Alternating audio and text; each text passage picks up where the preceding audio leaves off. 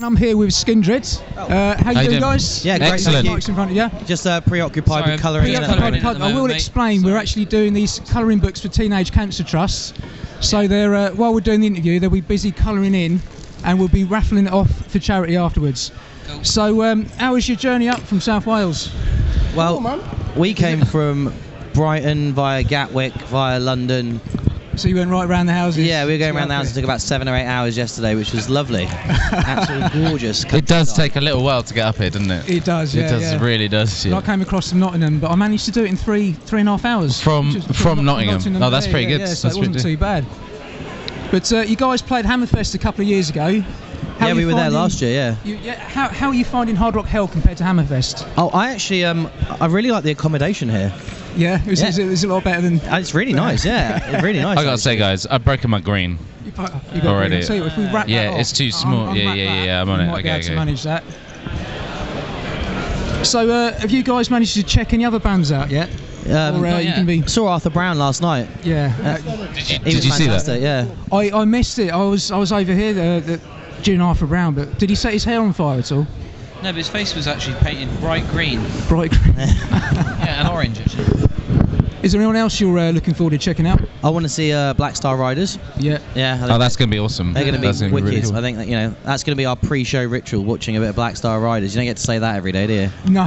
Yeah, that's pretty cool. I think we'll all be hanging out there, enjoying the band before we get to go on and... That's brilliant. So you're looking forward to obviously playing this evening? Of course, yeah, that's what we do, isn't it? The headline, yeah. Yeah, it's unbelievable, isn't it? It's brilliant. I'm definitely looking forward to checking you guys. We're in good company, I think, today. It's a good lineup this weekend, isn't it? Really good. Right, now on to your songs. Now, your songs capture all the best bits of sort of reggae and rock, and your lyrics are particularly rebellious and incendiary. Yeah. Right, so your new album is called Kill the Power. It is, yeah. What's the message? Well, in all honesty, bro, Killer Power, because of the fist on the front, yeah, people look at it like it's a political thing. But Killer Power is anything that's in your fucking way, man. Yeah. It doesn't matter what it is. It could be your mother saying you can't go out to the disco, or it could be Obama doing shit in America. Whatever it's a personal thing. It's open for interpretation. Of course it is. And it's that David and Goliath story once again, Yeah. Because everybody in this room have got something they got to deal with, And that's what it is, all day long. Brilliant. So it's no secret that during your early years you was actually compared to Bad Brains. Now, I don't understand that at all. No, that's just lazy journalism. Yeah. They're an awesome band or whatever, but it's just like they kind of like were a hardcore punk band, and they'd play a reggae song, so they play reggae in their set, and it's kind of like they didn't totally like fuse the two, but I think what they have and what we've got is that kind of that embracing the rebel music thing, so reggae and rock is both very like a rebellious music forms. They both fuse well together. But like Ben said, it's kind of like a we're getting too into this, bro. Like, ultimate distraction, man. If you wanted to keep us calm and under control, this is the best way. Because I struggle to find anyone who sounds like Skindred, but who would you say your contemporaries are? Red Hot Chili Peppers? Yeah, I think any bands that stand out on their own merit doing, I think with us, that we're not really part of any sort of scene or movement. We just do our own thing. Yeah, and I think that really shows as well. If you asked us what kind of band we are, if I was on a train and an old lady said what you are, I'd say we're a rock band, bro. Yeah, fully. I mean, reggae, punk rock, all that bullshit. I mean, if all bands were described like Skindred are described, then that make Queen be described as a jazz, folk, orchestra. It's rock and roll, man. That's what we play, rock and roll. It's just rock and roll with a Jamaican accent, right? It's rock and roll, and I like it, man. Brilliant. So you've been around since 1998. Yeah, man. How have you seen the music industry change in that time?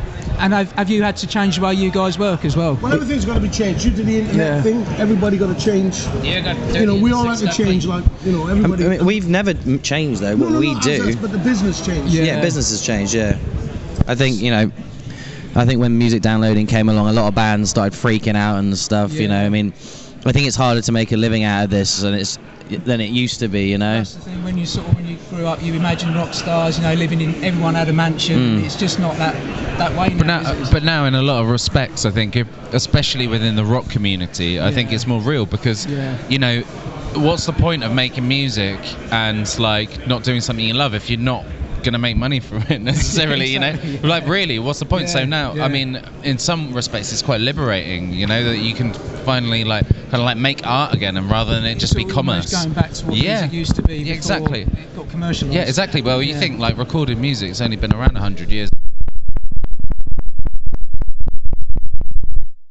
Like you do, so I've spoke to quite a few different bands that have got a more progressive attitude towards the industry, and they all say the same sort of thing. I think it's quite liberating in a lot of respects. You don't have to make music necessarily to shift. We've been around so long is because, you know, we're doing what we love. There's, you know, we haven't moved to anything. We just staying true to what we enjoy, and people have seemed to come and join the party year after year, and that's the best thing, you know. But what advice would you guys give to bands just starting out in the music industry? Learn your craft. I mean, people put their first gig on the YouTube. It's bullshit, man. Yeah. Stay in your garage. I think a good band gets hunted, you know. You do get hunted. You don't gotta chase people. Yeah. I mean, without trying to, from my old band to this band, I never hunted a record deal. Yeah. Maybe there's people out there trying to get me one, but personally, I think if you're good, people are gonna see that, you know. Yeah. So I'd say, you know, get your act right, you know, get your shit together properly in your rehearsal space. Don't worry about going on YouTube and doing your thing. You know, just learn your craft, innit? Learn your craft, man. That is really good advice, and I think the best people in the industry have been saying that as well. So I think if you start expecting things, if you have too many expectations from music, like expecting it's going to pay your bills, you know, I think you're looking to fail, looking to be, you know. I mean, you're setting yourself up for a big fail, really, with that, aren't you? Yeah, I think that if that stuff comes, then be grateful for it, but don't count on it. Great. So you're up to your 5th studio album now. Yes. This is going to be. I'm not sure whether you're going to like this one or not. But what's been the easiest album to record? What's been the hardest? And what was the most pleasurable? The last one was probably the hardest. Yeah. Yeah. We're on your 5th album, really, like, you know. Yeah. You got to work much harder, you know. I remember the second record, Roots Were Right. I think that was probably the most fun and pleasurable because it was the first proper one we did as this lineup from start to finish, and we'd written all the songs. We had 40 songs to choose from, and we started writing for that record in 2002 and didn't record it until 2007. Yeah. So we had that long period of time to really reflect. I mean, that was enjoyable and fun. I think there are aspects of every record which are enjoyable. Yeah. You know, obviously, but I think this one was the hardest. Was more on this album. But it's like when you say you fought more, do you mean you fought? Like you're the one. I know you're the one. I know you're the one. Between. Yeah. And gone and done now. Yeah. It's just if you don't fight, then you don't love. You know. It shows you. You know, for the band. Yeah. It's not individual thing. You know. You got my full attention now. I'm done. So. Here we go. You mentioned in previous interviews that your favourite place to play in the world was Fargo in Minnesota. Yeah. Have you seen the film Fargo? Yeah, of course. Do they all talk like that? Yeah, they do. They really talk like that? Yeah, they talk like Mike does a good. Mike does a good. They do party hard and then anyone ever. They party harder than anyone else. Yeah, I got destroyed twice then. I mean, to destroy. It's where we're from. I think we struggled a lot to get recognition here and to finally have that every time we play a show now, because we can headline over here, and that makes a difference. I think a lot of the places we go, we're either supporting or on a festival, but we can do our own shows here, which is wicked. You get to play for as long as you want, all that sort of stuff. So. Okay, I've got one more for you. Are there any bands that you could recommend, either new or old bands, that you could recommend to TBFM listeners to check out? Moving down the line, Dan. A band called The Smirk from America. I think they're talking about getting back together again. Yeah. Awesome band from, I think they're from the East Coast somewhere. Like really, really rad band. Very soulful. It's like imagine like at the drive-in, but with like John Legend singing. It's pretty crazy. It's awesome though. Sounds good. Well, being a big fan of the X Factor, I'm not. I'm going to say Carnival from Australia. Check out Carnival. They are an amazing band from Amazing Western band. Australia. So that's Carnival. I would say Crossfaith from Japan. We just toured with those guys a couple of weeks ago. They were wicked. Yeah. New young band, and a band called Idiom, who were great. Idiom. Actually, there's a band from South Wales called Revoca. Revoca, I've heard of Revoca, yeah. You know, they're having a bit of a shitty start, but the songs they write are great.